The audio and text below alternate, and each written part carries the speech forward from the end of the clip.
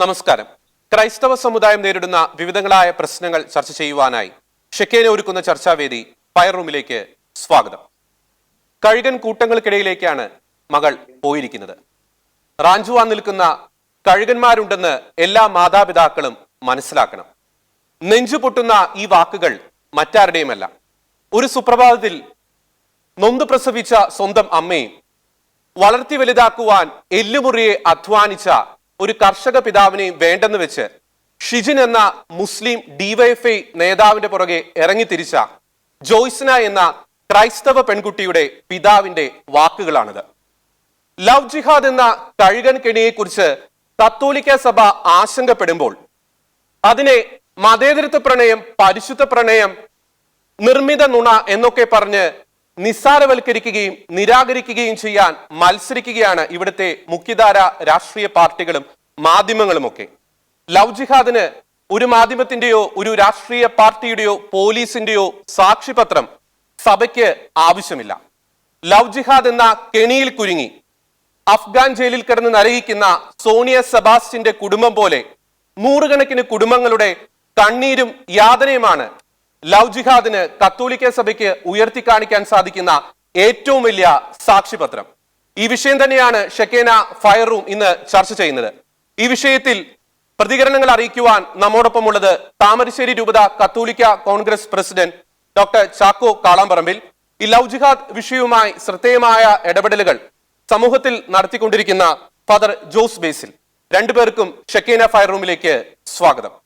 ആദ്യം ഡോക്ടർ ചാക്കോ കാളാമ്പറമ്പിൽ. നമുക്കറിയാം, കോടഞ്ചേരിയിൽ നടന്ന മുസ്ലിമായ ഷിജിനും ക്രൈസ്തവ യുവതിയായ ജോയ്സിനെയും ഉൾപ്പെട്ട ആ ഒരു സംഭവം, ആ സംഭവത്തോടു കൂടി പൊതുസമൂഹത്തിൽ വീണ്ടും ലവ് ജിഹാദ് വലിയ രീതിയിൽ ചർച്ചയായിരിക്കുകയാണ്. ഇന്ന് ദീപിക ദിനപത്രത്തിൽ അതുമായി ബന്ധപ്പെട്ട് ശ്രദ്ധേയമായ ഒരു ലേഖനം വരികയുണ്ടായി. ഏറ്റവും ഒടുവിൽ ഇന്ന് വൈകുന്നേരം arch bishop Mar Joseph Pamplany ഈ ലവ് ജിഹാദ് വിഷയത്തിൽ സമഗ്രമായ ഒരു അന്വേഷണം സർക്കാരിന്റെ ഭാഗത്തു നിന്ന് ഉണ്ടാകണമെന്ന ഒരു ശ്രദ്ധേയമായ ഒരു ആവശ്യപ്പെടൽ നടത്തിയിരിക്കുകയാണ്. ഈ ലവ് ജിഹാദിലൂടെ നമ്മുടെ പെൺകുട്ടികളെ ഇവർ നശിപ്പിക്കുന്നു. അതോടൊപ്പം നാം എടുത്തു പറയേണ്ട മറ്റൊരു പ്രധാനപ്പെട്ട ഒരു വസ്തുത, കുടുംബ ബന്ധങ്ങളെ, ക്രൈസ്തവ കുടുംബങ്ങളെ ശിഥിലമാക്കുക എന്ന ഒരു ഗൂഢലക്ഷ്യം ഈ ലവ് ജിഹാദിന് പിന്നിലില്ലേ ഡോക്ടർ ചാക്കോ കാളാമ്പറമ്പിൽ? ജോജി, ആദ്യമായിട്ട് ഞാൻ ഇപ്പോഴത്തെ കോടഞ്ചേരി സംഭവത്തിന്റെ പശ്ചാത്തലത്തിൽ നിന്ന് സംസാരിക്കുകയാണെങ്കിൽ ആ വിഷയത്തെ ലവ് ജിഹാദ് എന്ന് ആ പെൺകുട്ടിയുടെ അച്ഛനോ അതല്ലെങ്കിൽ അടുത്ത ബന്ധുക്കളോ ഒന്നും അതിനെ വിമർശിക്കുന്ന ഇപ്പോഴത്തെ സാഹചര്യത്തിൽ ഇല്ല. മറിച്ച് അവര് പറയുന്നത് ഇതൊരു കൊടും ചതിയാണ് എന്നുള്ളതാണ്. ഈ കൊടും ചതി വിവാഹ ചതി എന്ന് വേണമെങ്കിൽ പറയാം. അത്തരത്തിലുള്ള ചതിയാണ് അവർ അവകാശപ്പെടുന്നത്. അതിനോട് തന്നെ ചേർത്ത് വായിക്കാനാണ് ഞാനും ഇഷ്ടപ്പെടുന്നത്. വിവാഹങ്ങള്, പ്രത്യേകിച്ച് ഇന്ന് ദീപിക പത്രത്തിന്റെ മുഖപ്രസംഗത്തിൽ എഴുതിയതുപോലെ മുസ്ലിം യുവാക്കൾ ഉൾപ്പെടുന്ന മിശ്ര വിവാഹങ്ങള് നമുക്ക് ആശങ്കയുണർത്തുന്നതാണ്. അത് തന്നെയാണ് സോണിയ സെബാസ്റ്റിന്റെയും താങ്കൾ സൂചിപ്പിച്ച സോണിയ സെബാസ്റ്റിന്റെയും മെറിൻ ജേക്കബിന്റെയും നിമിഷ ഫാത്തിമയുടെയും ഒക്കെ ജീവിതാനുഭവങ്ങൾ നമ്മുടെ മുമ്പിൽ വരച്ചിടുന്ന വലിയ ചിത്രം, നഖചിത്രം അത് തന്നെയാണ്. ഈ പശ്ചാത്തലത്തിൽ നിന്നുകൊണ്ട് വേണം നമ്മൾ ഇതിനെക്കുറിച്ച് ചിന്തിക്കുക. ഇവിടെ നമ്മൾ മനസ്സിലാക്കേണ്ട ഒരു യാഥാർത്ഥ്യം, ഇവിടെ ഇത് ലവ് ജിഹാദ് ആണെന്നുള്ള വിഷയം, ഈ കുട്ടിയുടെ കേസ് തന്നെ ലവ് ജിഹാദ് ആണെന്നുള്ള വിഷയം ആദ്യമായി പറഞ്ഞത് ഒരു മാർക്സിസ്റ്റ് നേതാവാണ്. മറ്റാരുമല്ല, സഭയിൽ നിന്നുള്ളവരുടെ ആരുമല്ല, മറിച്ചൊരു മാർക്സിസ്റ്റ് നേതാവാണ്. അദ്ദേഹം പറഞ്ഞത് എന്തിന്റെ പിൻബലത്തോടെയാണ്? അവരുടെ ആധികാരികമായ രേഖയുടെ പിൻബലത്തോടെയാണ്. ഏതാണ് രേഖ?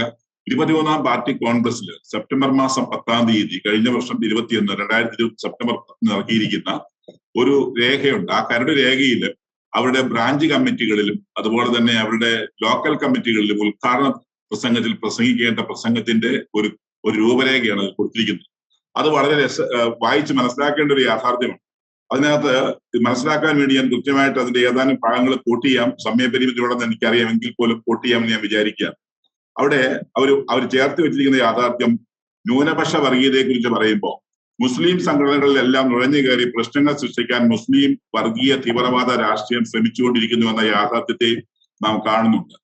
ഇസ്ലാമിക രാഷ്ട്ര സ്ഥാപനത്തിനായി പ്രവർത്തിക്കുന്ന ജമാഅത്തെ ഇസ്ലാമി അതിന്റെ ആശയപരമായ വേരുകൾ മുസ്ലിം സമൂഹത്തിലും പൊതുസമൂഹത്തിലും വ്യാപിപ്പിക്കുന്നതിനുള്ള പ്രവർത്തനങ്ങൾ ഈ സാഹചര്യം ഉപയോഗിച്ച് നടത്തുന്നുണ്ടെന്ന് നാം മനസ്സിലാക്കണം. തുടർന്ന് അവർ പറയുകയാണ്, തീവ്രവാദ സ്വഭാവങ്ങളിലേക്ക് യുവജനങ്ങളെ ആകർഷിക്കുന്നതിനുള്ള, അതായത് വർഗീയതയിലേക്കും തീവ്രവാദ സ്വഭാവങ്ങളിലേക്കും യുവജനങ്ങളെ ആകർഷിക്കുന്നതിനുള്ള ബോധപൂർവമായ പരിശ്രമങ്ങൾ നടന്നു വരുന്നുണ്ട്.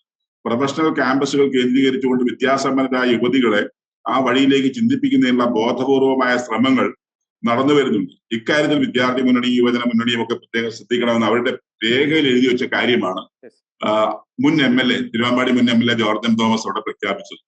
പക്ഷേ ഇവിടുത്തെ വലിയ ഒരു വസ്തുത നമ്മൾ മനസ്സിലാക്കേണ്ട ഒരു യാഥാർത്ഥ്യമുണ്ട്. ഇതിനെ തമസ്കരിക്കുകയാണ്. രേഖയിൽ എഴുതി വെച്ചത് "ഏട്ടിലെ പശു പുല്ല് തിന്നില്ല" എന്നുള്ള നാടൻ പ്രയോഗമുണ്ട്. അതുപോലെ രേഖയിൽ എഴുതി വെച്ചത് ഞങ്ങൾക്ക് ബാധകമല്ല. ഞങ്ങൾക്കിപ്പോ ആരെയാണോ സംരക്ഷിക്കേണ്ടത് അതിനുവേണ്ടി ഞങ്ങൾ നിലകൊള്ളും, ആരെയാണോ തള്ളേണ്ടത് ഞങ്ങൾക്ക് നഷ്ടമില്ലാതെ അവരെ തള്ളും എന്നുള്ള നിലപാടാണ് ഇതിനകത്ത് കണ്ടത്. അതിന്റെ പ്രത്യേകമായ ഒരു കാഴ്ചപ്പാട് നമ്മൾ തിരിച്ചറിയേണ്ടത്, രാഷ്ട്രീയത്തിൽ മതം പാടില്ല എന്ന് എല്ലാവരും ഉറക്കെ പറയാറുണ്ടല്ലോ. രാഷ്ട്രീയത്തിൽ മതം പാടില്ല. അങ്ങനെയാണെങ്കിൽ മതവിശ്വാസത്തിനെതിരാണ് ഈ രാഷ്ട്രീയ ഇടപെടലുകൾ. ഒരു നിരീശ്വരവാദിക്ക് നിരീശ്വരവാദിയായിട്ടുള്ള ആളെ വിവാഹം കഴിക്കാം, ഒരു മതവിശ്വാസിക്ക് അദ്ദേഹത്തിന്റെ അതേ മതവിശ്വാസപ്പെട്ട ആളെ വിവാഹം കഴിക്കാം. അതിനൊന്നും ഇവിടെ ഒബ്ജക്ഷൻ ഇല്ല. പക്ഷെ എന്തുകൊണ്ടാണ് മതങ്ങളെ അല്ലെങ്കിൽ വിശ്വാസങ്ങളെ, സഹിഷ്ണുതയുടെ ഇത്തരം മതങ്ങളെ തകർക്കാൻ വേണ്ടി മതതീവ്രവാദ പ്രസ്ഥാനങ്ങൾ ഒരു കൂട്ടുമ്പോൾ അവരുടെ കൂടെ ചേർന്ന് നിന്നുകൊണ്ട് അതിനെ അംഗീകരിച്ചുകൊണ്ട് അതിനെ ഒരു സ്യൂഡോ സെക്യുലറിസത്തിന്റെ പരിവേഷം നൽകി സംരക്ഷിക്കാൻ ശ്രമിക്കുന്നത്? അത് മതത്തെ തകർക്കുവാനുള്ള, കുടുംബ ഭദ്രതയെ തകർക്കുവാനുള്ള, കുടുംബ ബന്ധങ്ങളെ തകർക്കുവാനുള്ള, അടിസ്ഥാനപരമായ ക്രൈസ്തവ വിശ്വാസ മൂല്യങ്ങളിൽ അധിഷ്ഠിതമായി നിൽക്കുന്ന കുടുംബ ബന്ധങ്ങളെ ഇല്ലായ്മ ചെയ്യാനുള്ള പരിശ്രമത്തിന്റെ പിന്നാമ്പുറങ്ങളാണെന്ന് തിരിച്ചറിവില്ലാതെ പോകുന്ന പൊതുസമൂഹത്തിന്. അവിടെയാണ് നമ്മൾ ഇതിനെ എതിർക്കപ്പെടേണ്ടത്, അല്ലെങ്കിൽ ഇതിനെതിരെ ശക്തമായി സഭയും സമൂഹവും സമുദായവും നിലകൊള്ളേണ്ടതെന്നാണ് എന്റെ അഭിപ്രായം. അതിനുവേണ്ടിയാണ് ഈ പ്രശ്നത്തെ സമൂഹത്തിലെ പൊതുബോധത്തിലേക്ക് എത്തിക്കുകയും ഇത് ഇപ്പോൾ ലവ്ജിഹാദ് ആയിട്ടില്ല, പക്ഷേ അനന്തവിദൂര ഭാവിയിൽ ഇത് മറ്റൊരു നിമിഷയോ മറ്റൊരു സോണിയ സെബാസ്റ്റ്യനോ ആയി മാറില്ല ജോയ്സിന എന്ന് ആർക്ക് പറയാൻ കഴിയും? അത് ഉറപ്പുവരുത്താൻ രാഷ്ട്രീയ പാർട്ടിക്ക് കഴിയും. തന്നെയല്ല, നഷ്ടപ്പെട്ടു പോയ മക്കൾ, നഷ്ടപ്പെട്ടു പോയ മാതാപിതാക്കളുടെ ദുഃഖങ്ങളെ പരിഹരിക്കുവാൻ, അതിന് പരിഹാരം കണ്ടെത്തുവാൻ, ഇത്തരം തീവ്രവാദത്തിലേക്ക് റിക്രൂട്ട് ചെയ്യപ്പെടുന്ന പെൺകുട്ടികൾ അടക്കമുള്ള ക്രൈസ്തവ സമുദായത്തിലെ പെൺകുട്ടികൾ അടക്കമുള്ളവരെ അതിൽ നിന്ന് പിന്തിരിപ്പിച്ചു കൊണ്ടുവരാൻ ഏത് മതേതര പാർട്ടികളാണ് ഇവിടെ ശ്രമിക്കുന്നത്? ഏത് രാഷ്ട്രീയ പാർട്ടിയാണ് അതിനുവേണ്ടി നിലകൊള്ളുന്നത്? അതേ സമയത്ത് ഇത്തരം ചിത്രശക്തികളെ പ്രോത്സാഹിപ്പിച്ചുകൊണ്ട് സമുദായങ്ങളെ തകർക്കാൻ, സമൂഹത്തെ തകർക്കാൻ, കുടുംബബന്ധങ്ങളെ തകർക്കാനുള്ള ബോധപൂർവമായ ശ്രമം നടക്കുന്നു എന്നത് തിരിച്ചറിയാതെ പോകരുതെന്നാണ് എന്റെ അഭിപ്രായത്തിൽ.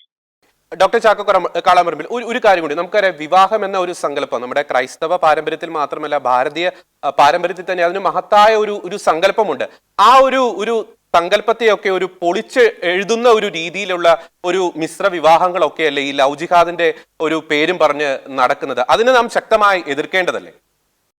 തീർച്ചയായിട്ടും. അതായത് ഭാരതത്തിലെ പൊതുവിലും കേരളത്തിലെ പ്രത്യേകിച്ചും മഹാഭൂരിപക്ഷം വരുന്ന ഹൈന്ദവ സമൂഹങ്ങൾ സഹിഷ്ണുതയുള്ള ഒരു സമൂഹമാണ്. ഏതെങ്കിലും രാഷ്ട്രീയ പാർട്ടികളുടെ, ഏതെങ്കിലും നിരീശ്വര പ്രസ്ഥാനങ്ങളുടെ ചാവേറുകളാകാനായിട്ട് തിരഞ്ഞെടുക്കപ്പെട്ടവർ ഒഴികെ മഹാഭൂരിപക്ഷം വരുന്ന ഈ സമുദായത്തിലെ അംഗങ്ങൾ സഹിഷ്ണുതയുള്ളവരാണ്. നമ്മളതിനെ കാണാതെ പോകരുത്. അത്തരം ഒരു സമൂഹത്തിലേക്കാണ്, അവിടെ ന്യൂനപക്ഷമായിരിക്കുന്ന ക്രിസ്ത്യൻസും മുസ്ലിംസും ന്യൂനപക്ഷമായിരിക്കുന്ന സമൂഹത്തിലേക്കാണ് ഇത്തരത്തിലുള്ള ചില പറിച്ചു നടലുകൾ നടക്കുവാനായിട്ട് നിരീശ്വര പ്രസ്ഥാനങ്ങൾ ശ്രമിക്കുന്നത് എന്നുള്ളത് നമ്മൾ തിരിച്ചറിയേണ്ടതുണ്ട്. ഇവിടെ ഭാരതത്തിന്റെ കുടുംബ ഭദ്രതയെ തകർക്കാൻ വേണ്ടി ശ്രമിക്കുന്നതാണ്. അത് ഹൈന്ദവ കുടുംബങ്ങളായാലും ക്രൈസ്തവ കുടുംബങ്ങളായാലും നല്ല രീതിയിൽ ചിന്തിക്കുന്ന മുസ്ലിം കുടുംബങ്ങളായാലും ഇത് ബാധകമാണെന്ന് തിരിച്ചറിവ് നമുക്കുണ്ടാവും. വ്യക്തമാണ്. ഫാദർ ജോസ് ബേസിൽ, ഈ ലവ് ജിഹാദിനെതിരെ പ്രത്യേകിച്ച് കത്തോലിക്ക സഭയൊക്കെ ശബ്ദമുയർത്തുമ്പോൾ ഈ മുഖ്യധാര മാധ്യമങ്ങളും രാഷ്ട്രീയ പാർട്ടികളുമൊക്കെ ഉന്നയിക്കുന്ന ചില ചോദ്യങ്ങളാണ്: ലവ് ജിഹാദിനുള്ള തെളിവ് എവിടെ? ലവ് ജിഹാദ് സംഘപരിവാർ സംഘടനകളുടെ ഒരു നുണ സൃഷ്ടിയാണ് എന്നൊക്കെ. താങ്കൾ ഈ ലവ് ജിഹാദുമായി ബന്ധപ്പെട്ട് സമൂഹത്തിൽ ശ്രദ്ധേയമായ ഇടപെടലുകൾ നടത്തുന്ന ഒരു വ്യക്തി കൂടിയാണ്. ഈ ലവ് ജിഹാദിന്റെ വേരുകൾ സമൂഹത്തിൽ എത്രത്തോളം ഭീകരമായി ആഴത്തിൽ വേരിറങ്ങി കഴിഞ്ഞിരിക്കുന്നു ഫാദർ ജോസ് ബേസിൽ? ലവ് ജിഹാദിന് തെളിവില്ല എന്നുള്ള മാധ്യമങ്ങളുടെ സൃഷ്ടി ബോധപൂർവം ക്രിയേറ്റ് ചെയ്തിരിക്കുന്ന ഒരു തന്ത്രമാണ്. സംഘപരിവാറുകാർ ആരോപിക്കുന്ന ഒരാരോപണമാണ്, ഉന്നയിക്കുന്ന ഒരാരോപണമാണ് എന്ന് ഇതിനെക്കുറിച്ച് പറയുമ്പോഴും പരാമർശിക്കുമ്പോഴും വാസ്തവത്തിൽ അങ്ങനെയല്ല എന്ന് ഈ ഉത്തരം പറയുന്ന ആൾക്കാർക്ക് കൃത്യമായിട്ട് അറിയാം. ഇതിനെ മറച്ചു പിടിക്കാനായിട്ട് ശ്രമിക്കുന്ന തന്ത്രപരമായ സമീപനത്തിൽ ആരൊക്കെയോ ഇടപെടുന്നത് ഇഷ്ടമല്ലാത്ത മനുഷ്യർ മാധ്യമ ലോകത്തുണ്ട് എന്നുള്ളത്, രാഷ്ട്രീയ ലോകത്തുണ്ട് എന്നുള്ളത്, സാമുദായിക ലോകത്തുണ്ട് എന്നുള്ളത് സ്പഷ്ടമായ സംഗതിയാണ്. 1995 മുതൽ വളരെ വ്യക്തമായ രൂപരേഖയോടുകൂടി നടന്നുകൊണ്ടിരിക്കുന്ന ഒരു സംഘടിതമായ പ്രവർത്തനമാണ് ലവ് ജിഹാദ് എന്ന് പറയുന്നത്. ആദ്യകാലത്ത് ഇതിനെ പ്രണയവിവാഹം എന്ന് പറഞ്ഞിരുന്നുവെങ്കിലും പിന്നീട് ഇത് പ്രണയവിവാഹമല്ല, മതാന്തര വിവാഹമല്ല, മറിച്ച് ഇത് ലവ് ജിഹാദയാണ് എന്നുള്ള യാഥാർത്ഥ്യത്തിലേക്ക് എത്തിച്ചേർന്നത് 2010 കൂടിയാണ് നിയതമായ രീതിയിൽ. ഇതിനെ മുന്നിൽ കണ്ടുകൊണ്ട് തന്നെ 2009 KCBCയുടെ ആഭിമുഖ്യത്തിൽ ഇതിനെതിരെ ജാഗ്രത ഉണ്ടാകണമെന്നുള്ള ഓർമ്മപ്പെടുത്തലുമായിട്ട് മുന്നറിയിപ്പ് നൽകിയിരുന്നു. എന്നാൽ ആ മുന്നറിയിപ്പുകളെ അവഗണിക്കുന്ന ഒരു സമീപനമായിരുന്നു അക്കാലഘട്ടത്തിലുണ്ടായിരുന്നത്. എന്നാൽ പിന്നീട് ഇത് വ്യക്തമായിട്ട് തെളിവോടുകൂടി നമ്മുടെ സമൂഹത്തിൽ പ്രത്യക്ഷപ്പെട്ടപ്പോൾ ഇതിൻ്റെ പിന്നിൽ പ്രവർത്തിക്കുന്ന ആൾക്കാർക്ക് ഒളിഞ്ഞും തെളിഞ്ഞും അവർ പ്രവർത്തിക്കുന്നതായിട്ട് നമുക്ക് വ്യക്തമായിട്ട് മനസ്സിലാകുന്നുണ്ട്. പ്രത്യേകിച്ച് 2015 ശേഷം അതിശക്തമായ രീതിയിൽ ലവ് ജിഹാദിൻ്റെ പ്രവർത്തനങ്ങൾ ഇവിടെ മുന്നേറിയുണ്ടായി. വാസ്തവത്തിൽ ഇതിനെ ഒളിച്ചു വയ്ക്കുന്ന മതസംഘടനകളുണ്ട്, രാഷ്ട്രീയ സംവിധാനങ്ങളുണ്ട്, സാമുദായിക നേതാക്കന്മാരുണ്ട്, അതിനാവശ്യമാകുന്ന ഒത്താശ പകർന്നു കൊടുക്കുന്ന രാഷ്ട്രീയ സംവിധാനങ്ങളും ഭരണ നേതൃത്വവും ഒക്കെ ഉണ്ട്. അതുകൊണ്ട് ഇതില്ല എന്ന് പറയുമ്പോൾ നമ്മുടെ മുമ്പിൽ ഇതിൻ്റെ ഇരകളാക്കപ്പെട്ട പെൺകുട്ടികളും അവരുടെ മാതാപിതാക്കളുടെയുമായ ഒരു നീണ്ട നിര നമ്മുടെ കയ്യിൽ ഡേറ്റകളായിട്ടുണ്ട് എന്നുള്ളത് ആരും മറന്നു പോകേണ്ടതില്ല. ഡോക്ടർ ചാക്കോ കാളാമ്പറമ്പിൽ, മറ്റൊരു കാര്യം, അങ്ങ് നേരത്തെ സൂചിപ്പിച്ചതുപോലെ ഈ ഒരു വിഷയം ഏറ്റവും കൂടുതൽ ബാധിക്കുന്ന നമ്മുടെ ക്രൈസ്തവ സമുദായത്തെയാണ്. പ്രത്യേകിച്ച് കേരളത്തിൽ തന്നെ വിവിധ രൂപതകളിലായി നിരവധി പെൺകുട്ടികളാണ് ലവ് ജിഹാദിന്റെ ഈ ഒരു കെണിയിൽപ്പെട്ട് തങ്ങളുടെ ജീവിതം നശിപ്പിച്ചു കളയുന്നത്. സഭ തീർച്ചയായും ഈ നാളുകളിൽ വളരെ ശക്തമായി ഇടപെടുന്നുണ്ട്. എങ്കിലും കുറെ കൂടി ഒരു ജാഗ്രത ഈ ഒരു വിഷയത്തിൽ സഭ ശക്തമാക്കേണ്ടതല്ലേ? പ്രത്യേകിച്ച് സഭാ പിതാക്കന്മാരുടെ ഒക്കെ ഭാഗത്തു നിന്ന് ശക്തമായ ഒരു പ്രതികരണം, നമ്മൾ ഭയപ്പെടാതെ നമ്മുടെ കുഞ്ഞുങ്ങൾക്ക് വേണ്ടി ശക്തമായ ഒരു പ്രതികരണം സഭാ നേതൃത്വത്തിന്റെ ഒക്കെ ഒരു ഭാഗത്തു നിന്ന് ഈ നാളുകളിൽ ഉയരേണ്ടതല്ലേ ഡോക്ടർ ചാക്കോ കാളാമ്പറമ്പിൽ? തീർച്ചയായിട്ടും ഇനി നമുക്ക് ഉറങ്ങിക്കഴിയാൻ നേരമില്ല. സഭാ നേതൃത്വവും സമുദായ നേതൃത്വവും ഒന്നുപോലെ നിന്ന് ഈ വലിയ വെല്ലുവിളിയെ അതിജീവിച്ച് മുന്നേറുവാൻ ആവശ്യമായ വിശ്വാസത്തിന്റെ പരിധിയും ബാളും എടുക്കേണ്ട സമയമായിരിക്കുന്നു. അത് ഇല്ല എന്നുണ്ടെങ്കിൽ ഇവിടെ ഒരു വലിയ വംശഹത്യ സംഭവിക്കുമെന്നുള്ളതാണ് യാഥാർത്ഥ്യം. വംശഹത്യ എന്ന് പറയുന്ന ഒരു സമൂഹത്തെ മുഴുവനും മാസാക്കൾ നടത്തുക, കൂട്ടക്കൊല നടത്തുന്നത് മാത്രമല്ല, ഭൗതികമായ കൂട്ടക്കൊലയ്ക്കൊപ്പം തന്നെ ആത്മീയമായിട്ടും അല്ലെങ്കിൽ ചിന്താധാരകളിലും കൂട്ടക്കൊലകൾ നടക്കാം. ഇവിടെ വിശ്വാസ മേഖലകളിൽ നിന്ന് ഒരു സമൂഹത്തെ പിഴുതെറിഞ്ഞുകൊണ്ട് അവരെ ഇല്ലാതാക്കാൻ ശ്രമിക്കുന്നത് വംശഹത്യ എന്ന പേരിൽ തന്നെ നമ്മൾ കാണേണ്ടി വരും. അത്തരത്തിലൊരു വംശഹത്യ ഇവിടെ സംഭവിക്കാതിരിക്കണമെങ്കിൽ നമ്മൾ ഒന്നിച്ച് പ്രവർത്തിക്കണം. സഭാ നേതൃത്വവും സമുദായ നേതൃത്വവും ഒന്നിച്ച് നീങ്ങണം. ഞാൻ ഈ അടുത്ത നാളില് ഏകദേശം ഒരു 200ഓളം ഇത്തരത്തിൽ പെട്ടുപോയ പെൺകുട്ടികളെ കൗൺസിൽ നടത്തിയ ഒരു കൗൺസിലറുമായിട്ട് സംസാരിക്കാനിടയായി. അവർ പറഞ്ഞൊരു വലിയ യാഥാർത്ഥ്യമുണ്ട്. നമ്മൾ ഈ ശാസ്ത്രീയ യുഗത്തിൽ നമ്മളതിനെ വിശ്വസിക്കുമോ എന്ന് പോലെ എനിക്ക് സംശയമാണ്. പക്ഷെ വിശ്വസിച്ചേ മതിയാവും നമ്മുടെ വിശ്വാസം വെച്ചുകൊണ്ട്. കാരണം എല്ലാ മതങ്ങളിലും എല്ലാ മതവിശ്വാസങ്ങളിലും തിന്മയുടെ സ്വാധീനമുണ്ട്. എവിടെ തിരികെട്ടുപോയോ അവിടെ തിന്മ കടന്നു വരും, അല്ലെ ഇരുട്ട് കടന്നു വരും. അതുപോലെ ഈ പെൺകുട്ടികളിൽ നല്ലൊരു ശതമാനം ഇത്തരത്തിലുള്ള ബന്ധങ്ങൾക്ക്, ആഭിചാര ബന്ധങ്ങൾക്ക് അടിപ്പെട്ടു പോവുകയും ക്രൈസ്തവ കാഴ്ചപ്പാടനുസരിച്ച് ആഭിചാരത്തിന് അവരെ ഡെലിവറൻസ് കൊടുത്ത് മോചിപ്പിച്ച് കഴിഞ്ഞപ്പോൾ പെട്ടെന്ന് കണ്ണു തുറന്നതുപോലെ ഞാൻ ഇതിലേക്ക് ഇല്ല എന്ന് പറയാൻ തയ്യാറാകുകയും ചെയ്തു എന്ന് പറയുന്ന യാഥാർത്ഥ്യമാണ് നൽകുന്നുണ്ട്. അപ്പൊ ഈ കുട്ടിയുടെ, ജോയിസ്റ്റയുടെ അടക്കമുള്ള കുട്ടികളുടെ കേസ് ഞാൻ പറയും, നമ്മൾ അത്തരത്തിലുള്ള കാര്യങ്ങളെയൊക്കെ കൂടി അന്വേഷിക്കേണ്ടതുണ്ട്. അത്തരത്തിലുള്ള ബ്രെയിൻ വാഷ് നടക്കുന്നു. ഒരു കുട്ടിക്ക് അച്ഛനെ കാണാനുള്ള താല്പര്യം പോലും നശിപ്പിക്കത്തക്ക വിധത്തിൽ കൊണ്ടുനടക്കുന്നു എന്ന് പറയുമ്പോൾ എന്തുകൊണ്ടാണ് ആ കുട്ടിക്ക് സ്വന്തം മാതാപിതാക്കളെ കാണാൻ പോലും അംഗീകാരം കൊടുക്കാത്തത്? കോടതിയിൽ ഹാജരാക്കി ഞാൻ ആ മാതാപിതാക്കളെ കൊണ്ട് സംസാരിപ്പിക്കാമെന്ന് പറഞ്ഞു പോയ രാഷ്ട്രീയ നേതാവിന് ഇപ്പോൾ ഒന്നും ചെയ്യാൻ കഴിയാത്ത സാഹചര്യത്തിലേക്ക് വരുന്നു. അപ്പൊ അത്തരത്തില് പവിത്രമായ ഒരു വിവാഹ ബന്ധമാണെങ്കിൽ നമുക്ക് മനസ്സിലാക്കുന്നില്ല. ഇന്നത്തെ ഈ സംഭവത്തിൽ കേട്ടതുപോലെ തന്നെ ആ കുട്ടി പറയുകയാണ്, ഞാൻ എന്നെ പിടിച്ചു വെച്ചിരിക്കുകയാണെന്നൊരു തമാശ പറഞ്ഞ കുട്ടി എന്തിനാണ് പിന്നീട് ഫോൺ ഓഫ് ചെയ്യുന്നത്? പിന്നീട് ഫോൺ ഓഫ് ചെയ്തിട്ട് പോവുകയാണ്. അതിനുശേഷം പിന്നെ എത്ര ട്രേസ് ചെയ്യാൻ നോക്കിയിട്ടും പറ്റുന്നില്ല. അവസാനം പിന്നെ ജനങ്ങൾ കൂടി അവിടെ ആളുകളെല്ലാം ഭയാശങ്കയിലായി അവരെല്ലാം കൂടെ ഒന്നിച്ചു ചേർന്ന് പോലീസ് സ്റ്റേഷനിലേക്ക് ഈ വിവരങ്ങൾ അറിയിക്കാനായിട്ട് പോയി കഴിയുമ്പോഴും ഈ വിവരം വിളിച്ചു പറയുന്നില്ല, ഞാൻ തമാശ പറഞ്ഞാണെന്ന് പറയുന്നില്ല. അപ്പൊ വാസ്തവത്തിൽ ഏതാനും ദിവസങ്ങൾ കഴിഞ്ഞിട്ട് പിന്നീട് ഇങ്ങനെ പ്രത്യക്ഷപ്പെട്ടുകൊണ്ട് ഇത്തരം കാര്യങ്ങൾ പറയുമ്പോൾ ഇതിന്റെ ദുരൂഹത എന്താണെന്ന് അന്വേഷിക്കണം. ഇതൊരു ഒറ്റപ്പെട്ട സംഭവമല്ല. ഇത് ഞാൻ ഒറ്റപ്പെട്ട സംഭവത്തെ ജനറലൈസ് ചെയ്യേണ്ടതാണ്. വാസ്തവത്തിൽ ഇതുപോലെയാണ് എപ്പോഴും സംഭവിക്കുന്നത്. തുടക്കത്തിൽ ഇതൊക്കെ മിശ്രവിവാഹമാണെന്ന് എല്ലാവരും പരിവേഷം കൊടുക്കുന്നു. അതിനുശേഷം അത് ഇത്തരത്തിലുള്ള തിന്മയുടെ സ്വാധീനങ്ങളിലേക്ക്, അന്ധകാരത്തിന്റെ മേഖലകളിൽ, ലവ് ജിഹാദിന്റെ മേഖലകളിലേക്കൊക്കെ ഈ കുട്ടികളെ പറിച്ചു നടന്ന സാഹചര്യം ഉണ്ടാകുന്നു. ഇതിനെതിരെ സമുദായം ഒന്നടങ്കം നിലകൊള്ളണം. കേന്ദ്ര ഗവൺമെന്റിലും സംസ്ഥാന ഗവൺമെന്റിലും ശക്തമായ നിയമനിർമ്മാണത്തിന്റെ ആവശ്യകതയെക്കുറിച്ച് ബോധിപ്പിക്കണം. ലവ് ജിഹാദ് എന്നുള്ള ഒരു ടേം ഇന്ത്യൻ പീനൽ കോഡിൽ ഇല്ല എന്നുള്ളതിന്റെ പേരിൽ ഈ സംഭവങ്ങളെ നമുക്ക് തമസ്കരിക്കാൻ കഴിയില്ല എന്ന യാഥാർത്ഥ്യത്തെ ബോധ്യപ്പെടുത്താൻ രാഷ്ട്രീയ നേതൃത്വങ്ങൾ ഇച്ഛാശക്തി കാണിക്കണം എന്നുള്ളതാണ് എന്റെ അഭിപ്രായം. അതിന് സമുദായം ഒന്നടങ്കം നിലകൊള്ളണം. അങ്ങനെയുള്ള രാഷ്ട്രീയ സംവിധാനങ്ങളെ മാത്രം നമ്മൾ പിന്തുണയ്ക്കുകയും വേണം എന്നുള്ളത്. അതോടൊപ്പം ഡോക്ടർ ചാക്കോ കളാമ്പറമ്പിൽ, ഇന്നത്തെ ദീപിക എഡിറ്റോറിയലുമായി ബന്ധപ്പെട്ട ഒരു ചോദ്യം, അതിൽ പറഞ്ഞിരിക്കുന്ന ഒരു പ്രസക്തമായ ഒരു കാര്യമുണ്ട്. മുസ്ലിം സമുദായത്തിലെ ചില തീവ്ര ചിന്താഗതിക്കാർ ഉയർത്തുന്ന ഇത്തരം വെല്ലുവിളികൾ, ലവ് ജിഹാദ് പോലുള്ള വെല്ലുവിളികൾ മുസ്ലിം സമുദായം ഒട്ടാകെ അതിനെ തള്ളിപ്പറഞ്ഞില്ലെങ്കിൽ മുസ്ലിം സമുദായത്തിലെ തന്നെ നല്ലവർക്ക് പോലും അതൊരു പേരുദോഷം ഉണ്ടാക്കുന്നതല്ലേ? മുസ്ലിം സമുദായം ഒറ്റക്കെട്ടായി ഇതിനെ എതിർക്കേണ്ടതല്ലേ ഡോക്ടർ ചാക്കോ കളാമ്പറമ്പിൽ? വളരെ അടിസ്ഥാനപരമായിട്ടുള്ള ഒരു യാഥാർത്ഥ്യമാണത്.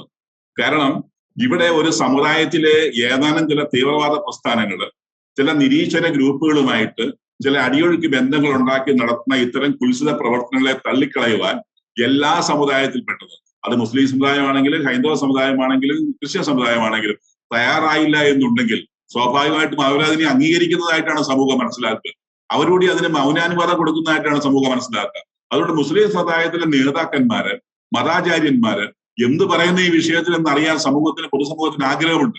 വെട്ടിത്തുറന്ന് പറയാൻ അവർ തയ്യാറാവണം.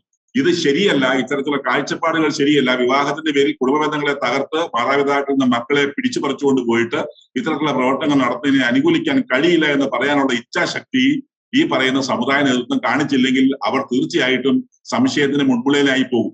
അത് അപകടകരമായ ഒരു അവസ്ഥയാണ്. അത് സമുദായങ്ങൾക്കിടയിൽ സ്പർദ്ധ ഉണ്ടാക്കാനും സമുദായങ്ങൾക്കിടയിൽ അനാവശ്യമായ സംശയങ്ങൾ ഉണ്ടാക്കുവാനും ഒക്കെ കാരണമായി തീരും. അതുകൊണ്ട് തന്നെ ഏത് സമുദായത്തിന് തിന്മയുണ്ടായാലും ആ തിന്മയെ ഔട്ട്റീച്ച് ആയിട്ട് തള്ളിക്കളയുന്ന സമുദായ നേതൃത്വങ്ങളും മതാചാര്യന്മാരും ഉണ്ടാകണത് ഈ കാലഘട്ടത്തിന്റെ അനിവാര്യതയാണ്. അല്ലെങ്കിൽ മൗന സമ്മതം എന്നുള്ള മട്ടിലേക്ക് സമൂഹം തന്നെ വ്യാഖ്യാനിക്കും. ഫാദർ ജോസ് ബേസിൽ നേരത്തെ സൂചിപ്പിച്ചതുപോലെ ഈ ലവ് ജിഹാദിന്റെ കെണിയിൽ പെട്ട് കഴിയുന്ന പെൺകുട്ടികളുടെ പ്രവർത്തിക്കുന്ന ഒരു വ്യക്തി കൂടിയാണ് അങ്ങ്. പ്രത്യേകിച്ച് ഈ സമൂഹത്തിന് മുന്നിൽ ഈ ലവ് ജിഹാദിന്റെ ഒരു ഭീകരതയെ തുറന്നു കാട്ടാൻ സാധിക്കുന്ന തരത്തിലുള്ള ഒന്ന് രണ്ട് അനുഭവങ്ങൾ, ഈ ലവ് ജിഹാദുമായി ബന്ധപ്പെട്ട ഒന്ന് രണ്ട് അനുഭവങ്ങൾ അങ്ങൊന്ന് പങ്കുവെക്കാമോ? ലവ് ജിഹാദ് എന്ന് പറയുന്ന ഈ സാമൂഹിക വിപത്തിനെ പ്രണയ ജിഹാദെന്നോ മതാന്തര പ്രണയമെന്നോ പ്രണയക്കെണിയെന്നോ പ്രണയചതിയെന്നോ ഒക്കെ നമുക്ക് വിളിക്കാം. ഇതിനെ മിശ്ര വിഭാഗമായിട്ട് നമുക്ക് വേണമെങ്കിൽ അതിനെ നമുക്ക് ചിത്രീകരിക്കാം. പക്ഷേ ഇതിൻ്റെ ദൂരവ്യാപകമായ ഫലങ്ങളെന്ന് പറയുന്നത് ഒരു കുഞ്ഞിനെ കൊണ്ടുപോയി തടവറയിലാക്കി, ഭീഷണിപ്പെടുത്തി, മയക്കുമരുന്നിന് വിധേയമാക്കി വളരെ ഭയാനകമായ പ്രവർത്തനങ്ങൾക്കും ഭീകരമായ പ്രവർത്തനങ്ങൾക്കും ഈ കുട്ടിയെ ഉപയോഗിക്കുന്നുണ്ട്, ഇത്തരം കുട്ടികളെ ഉപയോഗിക്കുന്നുണ്ട് എന്നുള്ളത് അഫ്ഗാൻ ജയിലുകളിൽ കഴിയുന്ന സോണിയ സെബാസ്റ്റ്യൻ്റെയും നിമിഷയുടെയും ഒക്കെ വ്യക്തമായ ചിത്രങ്ങൾ നമ്മുടെ മുമ്പിലുണ്ട് എന്നുള്ള കാര്യം മറക്കണ്ട. ഈ അടുത്ത കാലങ്ങളിൽ അതായത് കടുത്തുരുത്തിയിലും അതിന് തൊട്ട് മുമ്പ് കുടയത്തൂരും, തൊടുപുഴ അടുത്ത് കുടയത്തൂരിലും ഇപ്പോൾ കോടഞ്ചേരിയിലും ഇതുപോലെയുള്ള പ്രതിഭാസങ്ങൾ രൂപപ്പെട്ടു വന്നപ്പോൾ തെളിവില്ല എന്ന് പറഞ്ഞുകൊണ്ട് ഇത് ഉന്നയിക്കുന്ന ആൾക്കാരെ ആക്ഷേപിക്കുന്ന രാഷ്ട്രീയക്കാരുടെ, ഗവൺമെൻറ്റിൻ്റെ സമീപനവും പോലീസ് സംവിധാനങ്ങളുടെ സമീപനവും അതായത് ഭരണഘടനാ അവകാശങ്ങൾ നേടിത്തരേണ്ട കോടതിയുടെ സമീപനങ്ങളുമൊക്കെ ഞങ്ങൾ ഇക്കാര്യത്തിൽ സംശയത്തോടെ നോക്കിക്കാണാനായിട്ട് ഞങ്ങൾക്ക് സാധിക്കത്തുള്ളൂ. ലവ് ജിഹാദിന് വിധേയമാകുന്ന ഒരു കൊച്ചിനെ, 23 വയസ്സുള്ള ഒരു കൊച്ചിനെ ആകസ്മികമായിട്ട് ദൈവപരിപാലന ഭാഗമായിട്ട് രക്ഷിക്കേണ്ടി വന്നപ്പോഴത്തേക്ക് ഈ കുഞ്ഞിനെ എൻ്റെ സർട്ടിഫിക്കറ്റ്സ് ആണ് ആദ്യം ഈ പ്രണയച്ചതിൽ കൊണ്ടുപോകാനായിട്ട് വന്ന ആൾക്കാർ ആദ്യം കൈക്കലാക്കുന്നത്. അതിന് പറ്റാതെ വന്നപ്പോഴത്തേക്ക് എന്തു ചെയ്തു? ആ കൊച്ചിനെ ഭീഷണിപ്പെടുത്തുന്നു. നാളെ 9 മണിയാകുമ്പോഴത്തേക്ക് നീ ഞങ്ങളുടെ അടുത്ത് വരണം, ഞങ്ങൾ നിന്നെ കൊണ്ടുവരും, 3-4 വണ്ടികളിൽ ഞങ്ങൾ വരും, അപ്പോൾ നീ ഞങ്ങൾ പറയുന്നതനുസരിച്ച് പോക്കണം, നിന്നെ ഞങ്ങൾ ഇന്ന സ്ഥലത്ത് കൊണ്ട് എത്തിക്കും, അവിടെ നിന്ന് നിന്നെ ഞങ്ങൾ പൊന്നാനിക്ക് കൊണ്ടുപോകും, അല്ലെങ്കിൽ സത്യസരണിക്ക് കൊണ്ടുപോകും. ഇതെല്ലാം കൃത്യമായിട്ട് നമ്മുടെ മുമ്പിൽ ഒരു കോടതിയുടെ, ഒരു മജിസ്ട്രേറ്റിൻ്റെ മുമ്പിലോ ഒരു ജഡ്ജിൻ്റെ മുമ്പിലോ കൃത്യമായിട്ട് പറഞ്ഞ് കണ്ണീരൊലിപ്പിക്കുന്ന ഒരു കുഞ്ഞിനെയും അതിൻ്റെ മാതാപിതാക്കളെയും ആ മാതാപിതാക്കളും കുഞ്ഞും പ്രതിനിധാനം ചെയ്യുന്ന സമൂഹത്തിൻ്റെ വേദനയാണ്. ഇത് നേരിട്ട് ഇടപെട്ടതിൻ്റെ പശ്ചാത്തലത്തിലാണ് നിങ്ങളുമായിട്ട് ഈ ചിന്ത പ്രിയപ്പെട്ടവരെ പങ്കുവെക്കുന്നത്. അതോടൊപ്പം ഡോക്ടർ ചാക്കോ കളാമ്പറമ്പിൽ, നമുക്കറിയാം നമ്മുടെ നാട്ടിൽ വർഷങ്ങളായി ഈ മിശ്ര വിവാഹങ്ങളൊക്കെ നടക്കുന്നുണ്ട്. എന്നാൽ ഈ ലവ് ജിഹാദ് ബാക്ക്ഗ്രൗണ്ടിൽ നടക്കുന്ന ഈ മിശ്ര വിവാഹങ്ങളുടെയൊക്കെ ഒരു ഒരു സ്വഭാവം നാം പരിശോധിക്കുകയാണെങ്കിൽ ഒരു സുപ്രഭാതത്തിൽ മാതാപിതാക്കളെ വേണ്ടെന്ന് വെച്ച് മുസ്ലിം യുവാക്കളുടെ പുറകെ ക്രൈസ്തവ ഹൈന്ദവ പെൺകുട്ടികൾ പോകുന്നു. പിന്നീട് മാതാപിതാക്കൾക്ക് അവരെ കാണാൻ സാധിക്കുന്ന ഒന്നെങ്കിൽ പോലീസ് സ്റ്റേഷനിൽ അല്ലെങ്കിൽ കോടതിയിൽ. ഇന്ന് നാം ഹൈക്കോടതിയിൽ കണ്ടതുപോലെ മാതാപിതാക്കളുമായി സംസാരിക്കേണ്ട, മാതാപിതാക്കളെ വേണ്ട എന്നൊക്കെയുള്ള നിലപാടുകൾ പല പെൺകുട്ടികളും സ്വീകരിക്കുന്നു. ഇത്തരത്തിലുള്ള ഈ സ്വന്തം കുടുംബത്തെ തള്ളിപ്പറഞ്ഞ് സ്വന്തം തന്നെ പോറ്റി വളർത്തിയ മാതാപിതാക്കളെ തള്ളിപ്പറഞ്ഞ് താൻ ഇഷ്ടപ്പെടുന്ന അല്ലെങ്കിൽ തന്നെ വഞ്ചിച്ച അല്ലെങ്കിൽ അത്തരം പുരുഷന്മാരുടെ പുറകെ പോകുന്ന ഈ രീതിയിലുള്ള മിശ്ര വിവാഹങ്ങൾ തീർച്ചയായും ഒരു നിരോധിക്കപ്പെടേണ്ടതല്ലേ? അതിനെതിരെ ശക്തമായ നടപടികൾ ഭരണകൂടത്തിന്റെ ഭാഗത്തുനിന്ന് ഉണ്ടാകേണ്ടതല്ലേ? ഇവിടെയാണ് ചില രാഷ്ട്രീയ പ്രസ്ഥാനങ്ങളുടെ ഇരട്ടത്താവിനെ നമ്മൾ കണ്ടെത്തേണ്ടതും തിരിച്ചറിയേണ്ടതും തിരുത്തേണ്ടതും. കാരണം ഇവിടെ തന്നെ ജോയ്സ്നയുടെ കേസിൽ തന്നെ വളരെ വ്യക്തമായിട്ട് രാഷ്ട്രീയ പ്രസ്ഥാനങ്ങളുടെ നേതൃത്വത്തിൽ നിൽക്കുന്നവർ പറയുകയാണ്, ഈ വ്യക്തി പാർട്ടിയോട് പറയണം, മാതാപിതാക്കളോട് പറയണ്ട. പാർട്ടിയുമായിട്ട് ആലോചിച്ചില്ല, പാർട്ടിയുടെ സപ്പോർട്ട് മേടിച്ചില്ലായിരുന്നു. ഈ പാർട്ടി അല്ലല്ലോ ഈ പെൺകുട്ടിയെ അല്ലെങ്കിൽ ഈ യുവതിയെ 10-25 വർഷക്കാലം വളർത്തിക്കൊണ്ടുവന്നത്. ഈ പെൺകുട്ടിയെ അല്ലെങ്കിൽ യുവതിയെ വളർത്തിക്കൊണ്ടുവന്ന് പഠിപ്പിച്ച് വിദ്യാഭ്യാസം കൊടുത്ത് ജോലിയിലേക്ക് എത്തിച്ചത് മാതാപിതാക്കളാണ്. ഈ മാതാപിതാക്കളോട് ഈ കുട്ടിക്ക് ഒരു ഉത്തരവാദിത്തമുണ്ട്. അവരെ ബോധ്യപ്പെടുത്തി വേണം, അല്ലെങ്കിൽ അവരെ കൺവിൻസ് ചെയ്യിച്ചിട്ടോ അല്ലെങ്കിൽ അവരുടെ അനുമതിയോട് കൂടിയോ അറ്റ്ലീസ്റ്റ് അവരെ അറിയിക്കുകയോ ചെയ്തിട്ട് വേണം ഇത്തരത്തിലുള്ള സംരംഭത്തിലേക്ക് പോകാനുള്ളതോ അല്ല പാർട്ടിയുടെ നിലപാട്. അവിടെയാണ് നമ്മൾ മനസ്സിലാക്കേണ്ടത്. സമൂഹത്തിന്റെ, കുടുംബത്തിന്റെ ബന്ധങ്ങളുടെ, മാതാപിതാക്കളും മക്കളും തമ്മിലുള്ള ബന്ധങ്ങളുടെ ഒക്കെ അടിവേർ അറക്കുന്ന വിധത്തിലുള്ള ചില പ്രതികരണങ്ങളും ചില പ്രവർത്തനങ്ങളും നമ്മുടെ രാഷ്ട്രീയ പാർട്ടികളിൽ നിന്ന് പോലും ഉണ്ടാകുന്നു. തീർച്ചയായിട്ടും അത് പ്രോത്സാഹിപ്പിക്കപ്പെടുന്നത് കൊണ്ടാണ് എന്ത് സംഭവിക്കുന്നത്, ഈ കുട്ടികൾ ഇങ്ങനെ ചാടിപ്പോകാൻ തയ്യാറാകും. അതിനെ ഈ പറയുന്ന രാഷ്ട്രീയ സംവിധാനങ്ങൾ പോലും എതിർക്കുകയും മതസംവിധാനങ്ങൾ അതിനെ നിരുത്സാഹപ്പെടുത്തുകയും ചെയ്താൽ ഇത്തരത്തിൽ ഇറങ്ങി പുറപ്പെടലുകൾ കുറയും. മിശ്രവിവാഹങ്ങൾ കേരളത്തിൽ ഉണ്ടായിട്ടുണ്ട്. മിശ്രവിവാഹങ്ങൾ ആരും കണ്ണടച്ച് എതിർത്തിട്ടില്ല. മിശ്രവിവാഹങ്ങളുടെ സഭയുടെയും സഭാവിശ്വാസത്തിന്റെയും എതിരാണെങ്കിൽ പോലും മിശ്രവിവാഹിതരെ സഭ തള്ളിക്കളഞ്ഞിട്ടില്ല. മറിച്ച് ഇതല്ല, മിശ്രവിവാഹത്തിന്റെ മറവിൽ നടക്കുന്ന തീവ്രവാദ വിവാഹങ്ങളാണ്. ഈ തീവ്രവാദ വിവാഹങ്ങളെയാണ് എപ്പോഴും സഭ എതിർക്കുന്നത്. ഈ തീവ്രവാദ സ്വഭാവത്തിലേക്ക് സഹിഷ്ണുതയുള്ള മതത്തിൽ നിന്ന് വിദ്യാഭ്യാസമുള്ള, ഉന്നത വിദ്യാഭ്യാസമുള്ള, ജോലിയുള്ള പെൺകുട്ടികളെ റിക്രൂട്ട് ചെയ്ത് കയറ്റുമതി ചെയ്യുന്നു എന്നുള്ളതിനെയാണ് സഭ എപ്പോഴും എതിർക്കുന്നതിന്റെ യാഥാർത്ഥ്യത്തെ നമ്മൾ കാണാതെ പോകരുത്. സഭയുടെ സ്റ്റാൻഡ് അതാണ്. അതായത് ഏത് വിവാഹമാണെങ്കിലും ആ വിവാഹത്തിന്റെ അടിസ്ഥാന മൂല്യങ്ങളെ പിഴുതെറിയുന്ന വിധത്തിലുള്ള വിവാഹ ബന്ധങ്ങള് ആര് പ്രോത്സാഹിപ്പിച്ചാൽ, അത് രാഷ്ട്രീയ പാർട്ടിയാണെങ്കിലും മതമാണെങ്കിലും അതിനെ നിരുത്സാഹപ്പെടുത്തണം. മറിച്ച് പൂർണ്ണ സമ്മതത്തോടും അറിവോടും കൂടി അല്ല വരുന്നതെന്നുണ്ടെങ്കിൽ സ്വാഭാവികമായിട്ടും അതിനെ എല്ലാവരും ഒന്നുചേർന്ന് എതിർക്കണം എന്നുള്ള കാഴ്ചപ്പാടിലേക്ക് മാറണം. അപ്പൊ സഭാ നേതൃത്വവും രാഷ്ട്രീയ നേതൃത്വവും മത നേതൃത്വങ്ങളും ഒന്നിച്ചു നിന്ന് ഇത്തരത്തിലുള്ള ദുരവസ്ഥകളെ ചെറുക്കാൻ തയ്യാറായാൽ മാത്രമേ ഇത്തരത്തിലുള്ള തിന്മയെയും കുടുംബ പദ്ധതിയെ തകർക്കുന്ന ഇത്തരത്തിലുള്ള അന്തചിത്ര ശക്തികളെയും നമുക്ക് ഈ സമൂഹത്തിന് അട്ടിപ്പായിക്കാൻ കഴിയുന്നതാണ് യാഥാർത്ഥ്യം. ഫാദർ ജോസ് ബേസിൽ, ലവ് ജിഹാദിനെതിരെ ശബ്ദമുയർത്തുമ്പോൾ അതിനെതിരെ പ്രതികരിക്കുന്നവരെ കൂട്ടം ചേർന്ന് ആക്രമിക്കുന്ന ഒരു പ്രവണത കേരളത്തിലെ പൊതുസമൂഹത്തിൽ ശക്തമാണ്. ഈ ലവ് ജിഹാദ് എന്ന ഒരു യാഥാർത്ഥ്യത്തെ എന്തിനാണ് ഇവർ ഇത്രമാത്രം ഭയപ്പെടുന്നത്? മതാന്തര പ്രണയങ്ങളുടെ പശ്ചാത്തലത്തിൽ മിശ്രവിവാഹം എന്ന രഹസ്യ അജണ്ടയിലൂടെ പ്രണയ കെണിയൊരുക്കി പ്രണയവഞ്ചനയിലൂടെ ക്രൈസ്തവ ഹൈന്ദവ കുടുംബങ്ങളിലെ മക്കളെ തെരഞ്ഞുപിടിച്ച് മുസ്ലിം കൂടാരങ്ങളിലേക്കും ഇസ്ലാം പക്ഷത്തേക്കും ഒക്കെ എത്തിക്കുന്ന ഒരു നിഗൂഢ സംഘം ഒളിഞ്ഞും തെളിഞ്ഞും ഇവിടെ പ്രകടമായിട്ട് സമൂഹത്തിൻ്റെ മുഖ്യധാരയിലേക്ക് ഇടപെടാനായിട്ട് തുടങ്ങിയിരിക്കുകയാണ്. മതേതരത്വം എന്ന ലേബലിൽ സംഘടിതമായി, സംഘാതാത്മകമായി, രാഷ്ട്രീയമായി, സാമുദായികമായി ഭരണ സംവിധാനങ്ങളുടെ വകുപ്പുകളെ ഉപയോഗിച്ചുകൊണ്ട് ഞങ്ങൾ പരിശുദ്ധമായിട്ടും പരിപാവനമായിട്ടും കാണുന്ന വിവാഹത്തിൻ്റെ പരിശുദ്ധിക്ക് നിരക്കാത്ത രീതിയിൽ നമ്മുടെ പെൺകുട്ടികളെ വലിച്ചിഴച്ചുകൊണ്ട് കൗമാര പ്രണയത്തിൻ്റെ സന്തോഷത്തിൻ്റെ പേരിൽ സംഘടിതമായിട്ട് കൊണ്ടുപോകുന്ന ഒരു സംവിധാനം കൃത്യമായിട്ട് പ്രവർത്തിക്കുന്നുണ്ട് എന്നുള്ളത് നമുക്ക് ബോധ്യപ്പെട്ടിരിക്കുന്ന ഒരു സംഗതിയാണ്. ഇതിനിവിടുത്തെ രാഷ്ട്രീയക്കാർ കുടപിടിക്കുന്നു. ഇതിനിവിടുത്തെ മറ്റു സമുദായത്തിലെ സംഘടനകൾ, പ്രത്യേകിച്ച് ഇസ്ലാം സമൂഹത്തിലെയും മുസ്ലിം സമുദായത്തിലെയും ഏതാനും ചില ഭീകര സംഘടനകൾ വളരെ കൃത്യമായ രൂപരേഖയോടെ ഇടപെട്ടുകൊണ്ടിരിക്കുന്നു എന്നുള്ളത് ഒരു വസ്തുതയാണ്. ബഹുസ്വരതയുടെ, പ്രത്യേകിച്ച് ഭാരതത്തിൻ്റെ ബഹുസ്വരതയുടെ സമവാക്യങ്ങളിലേക്ക് ഒരു പൊളിച്ചെഴുത്ത് ഇവിടെ ഉണ്ടായിക്കൊണ്ടിരിക്കുകയാണ്. കേരള സമൂഹത്തിൽ ക്രൈസ്തവർക്ക് ആവശ്യമാകുന്ന നീതി ലഭിക്കുന്നില്ല. ന്യായം ലഭിക്കുന്നില്ല. ഒരു സഭ എന്ന നിലയിൽ, ഒരു സമൂഹം എന്ന നിലയിൽ, ഒരു സമുദായം എന്ന നിലയിൽ ഞങ്ങൾക്ക് നീതി ലഭിക്കുന്നില്ല എന്നുള്ളത് ഞങ്ങളുടെ കുറേ കാലങ്ങളായിട്ടുള്ള ഒരു ആക്ഷേപവും ഒരു പരാതിയും ഒരു വേദനയുമാണ്. നിർമ്മിതമായ നുണ സൃഷ്ടിച്ചുകൊണ്ട് ഞങ്ങളുടെ കുട്ടികളെയും ഞങ്ങളുടെ സമുദായത്തെയും വളഞ്ഞിട്ട് ആക്രമിച്ച് ലവ് ജിഹാദ് ഇല്ല, ഇത് മതാന്തര പ്രണയമാണ് എന്നുള്ള ഒരു കാഴ്ചപ്പാട് നിരത്തിക്കൊണ്ട് സമ്മർദ്ദങ്ങൾ ചെലുത്തിക്കൊണ്ട് സ്ത്രീകളെയും പെൺകുട്ടികളെയും വളരെ കൃത്യമായിട്ട് കടത്തിക്കൊണ്ടുപോകുന്ന ലോബിക്ക് കിട്ടുന്ന സഹായം രാഷ്ട്രീയ പാർട്ടികളിൽ നിന്നാണെന്നുള്ള കാര്യത്തിൽ യാതൊരു സംശയമില്ല.